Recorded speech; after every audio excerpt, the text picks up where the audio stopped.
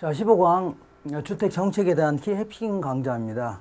자, 이 주택 정책은 주로 그 무주택자들, 특히 이제 저소득층들이 안정적인 주거 생활을 할 수 있도록 도와주자, 그런 측면입니다. 거기에는 임대와 관련된 정책, 분양과 관련된 정책 나눌 수가 있는데, 먼저 임대와 관련된 정책은 시중에 있는 분야의 임대료가 너무 비싸다는 얘기죠. 그래서 니네들 이거 이상은 받지 말아라. 예를 들어서 30만 원 받던 거를 10만 원 이상은 받지 말아라. 이렇게 규제한다면 단기적으로는 순기능이 있는 겁니다. 단기적으로 갑자기 10만 원 이상 못 받게 하니까 당장 때려치겠다, 이렇게 할 수는 없는 거죠. 임대차 기간이 남아있을 수도 있는 거고, 원룸 같은 게 있다면 당장 때려칠 수는 없을 겁니다. 상당한 뭐 용도 변경하는데도 시간이 걸릴 거 아닙니까? 그러니까 단기적으로는 순기능이 있는데, 장기적으로는 결국은 누구 하나 혜택을 못 보는, 시장 참여자들의 누구 하나 혜택을 못 보는 안 좋은 제도로 바뀔 수가 있습니다. 예를 들어서 임대업자 입장에서는 어떤 행동을 하려고 하냐면, 임대주택에 대해서 투자하려고 하는 걸 기피하려고 할 겁니다. 내가 새롭게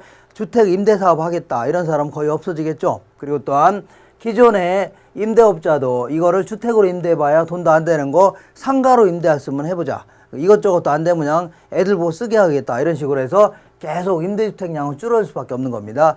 그리고 요거는 자, 임대료가 요거밖에 10만 원 이상 못 받게 하니까 임대주택량은 계속 장기적으로 줄이려고 할 겁니다. 임대사업 안 하려는 사람이 계속 줄어들고, 안 하려는 사람이 계속 줄어드는 거 아닙니까? 그 다음에 임대료가 싸니까 이걸 소비하려는 사람이 굉장히 많아질 거죠. 그러니까 초과 수요가 발생하는 겁니다. 임대사업자들은 계속 줄어들고, 이걸 소비하려는 사람은 굉장히 많아지고, 그러다 보니까 초과 수요가 발생한다. 초과 수요라는 게 집 구하지 못한 세입자들이 널려 있다는 얘기입니다. 그러다 보니까 자, 이 세입자가 와서 도배지 좀 교체해달라 하면 그냥 신문지 붙이고 사세요 하는 거죠. 그러니까 너 아니라도 들어올 사람이 많다는 얘기입니다. 그러다 보니까 임대주택의 질적 수준이 매우 저하될 가능성이 높아집니다. 그리고 임차인의 입장에서는 집 구하기가 상당히 어려울 수밖에 없는 겁니다. 왜냐하면 집 구하지 못한 세입자들이 널려 있는 거죠. 그러다 보니까 내가 다른 시군으로 전국하는데 거기도 마찬가지로 집 구하기가 힘들 겁니다. 그럼 어쩔 수 없이 여기서 출퇴근할 수밖에 없네요. 그러다 보니까 주거 이동이 감소될 수밖에 없어요. 그러다 보니까 너도 나도 이런 식으로 하게 되면 안 나가도 돼야 될 기름값이 나갈 거죠. 그러니까 사회적 손실로 이어진다, 그런 얘기입니다. 그 다음에 또한 임대주택이 과소비가 생길 수 있는 거죠.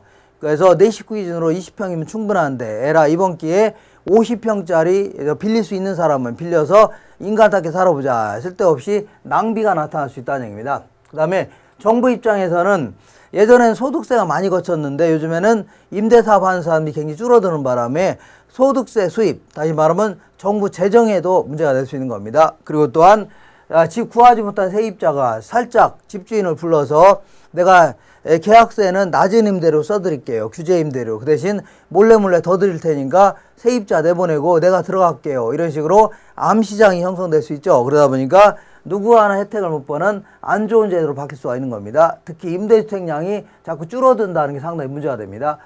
자, 그래서 임대료를 지원해 주겠다, 그런 얘기인데, 예컨대 원래 40만 원 이 월세를 내던 거를 이러한 가구를 선정해서 30만 원 정도를 지원해 주겠다, 그런 얘기를 소비자 보조를 하는 겁니다. 보통 이제 임대료 보조하면 소비자한테 보조해 주는 경우가 일반적입니다. 그러면 소비자한테 보조해 주면 어떤 효과가 있나, 그런 얘기입니다. 일단은 100만 원 월급 타는 사람이 있었는데, 그전에는 임대료도 지불하고 다른 재화도 구입했었는데, 그전에는 임대료 40만 원을 지급했었는데 지금은 30만 원을 지원해 준다겠죠. 그러니까 10만 원만 있더라도 똑같은 크기의 주택을 빌릴 수가 있는 거 아닙니까? 그러다 보니까 상대적으로 다른 재화의 가격이 그대로라면 다른 재화에 비해서는 상당히 싸진 효과가 있습니다. 그러면 상대적으로 싸졌으니까 다른 재화는 덜 구입하고 임대주택은 더 많이 소비할 수 있죠. 이거를 대체 효과를 하는 겁니다. 그 다음에 또한 나는 뭐 대체 효과는 없다고 치자. 그러면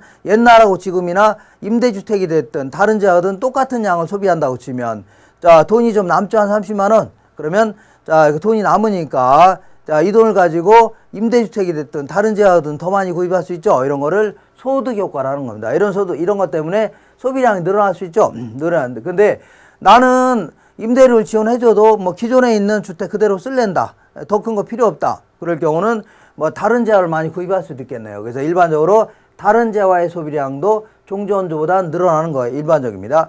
보통 이제 임대료 보조하면 소비자 보조를 얘기하는데 단기적으로, 장기적으로 어떤 효과가 있나 보겠습니다.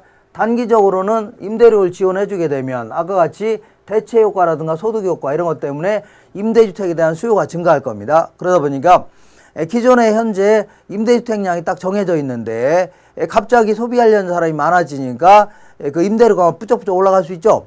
그러니까 아주 단기적으로 문제가 되네요. 왜냐하면 이 건 내 30만 원 지원해줬더니 임대료가 고스란히 올랐다는 얘기죠. 그러니까 임차인, 세입자는 혜택을 못 보고 오히려 공급자, 여기서 공급자는 임대업자를 얘기합니다. 임대업자만 엄청난 이윤을 얻는 그런 이상한 형태가 됐네요.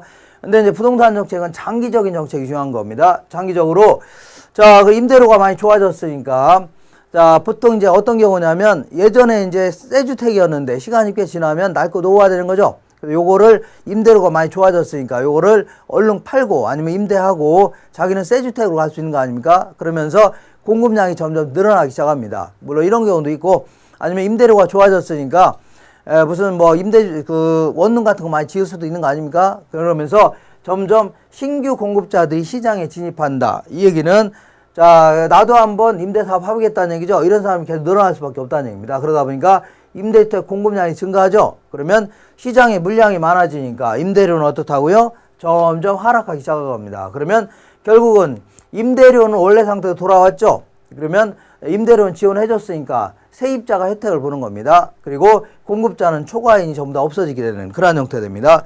자, 그런 내용 중심으로 쭉 정리하시면 되고, 자, 이번에는 정부가 직접 공공임대주택을 지어서 저렴한 임대료를 공급하겠다 그런 얘기입니다. 그래서 사적 시장에 공급하는 거하고 공적 시장에 이제 임대주택을 공급하는데 양자 간에 사적 시장은 우리 주변에 있는 전월세 시장을 생각하시면 되고, 공적 시장은요, 정부가 보금자리 주택이라든가 행복주택 이런 식으로 해서 정부가 저렴한 임대료를 공급하겠다는 얘기죠.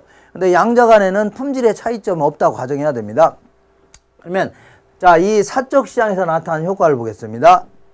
우리 주변에서 볼 수 있는 시장을, 우리 주변에 있는 사람이 다 어디로 이사 가려고요? 보금자리 주택 이런 데 이사 가려고 할 거 아닙니까? 그러다 보니까 품질이 유사한 공공시장으로 주거를 이전하려고 하죠. 그러니까 사적 시장은 수요가 감소하기 시작하는 겁니다. 공적 시장은 수요가 증가하니까. 그러니까 수요가 증가하면 임대료가 올라가지만 수요가 감소하니까 사적 시장은 수요가 감소하죠. 그러니까 임대료는 하락하기 시작할 겁니다. 그래서 공적 시장의 임대 수준이 될 때까지는 계속 하락하는 거죠. 그러다 보니까 단기적으로는 아주 훌륭한 제도입니다. 사적 시장에 남아있는 사람이라든가 공적 시장으로 이사간 사람 둘 다 혜택을 보는 거죠. 근데 내가 이제 장기적으로 내가 그 삼성 아파트를 갖고 있는데 이렇게 낮은 임대를 받아서는 돈도 안 되죠. 재미 하나도 없다. 그러니까 에라 이거 때려치겠다 이렇게 나오는 거 아닙니까?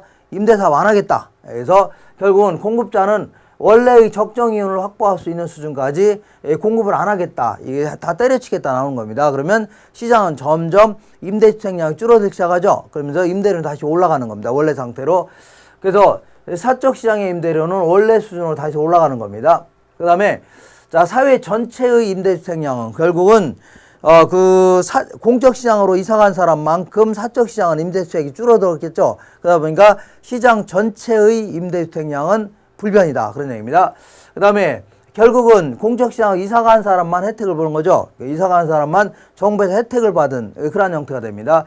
그래서 공공시장으로 이사간 사람만 혜택을 본다. 이렇게 정리하시면 됩니다. 자, 여기까지 정리하겠습니다.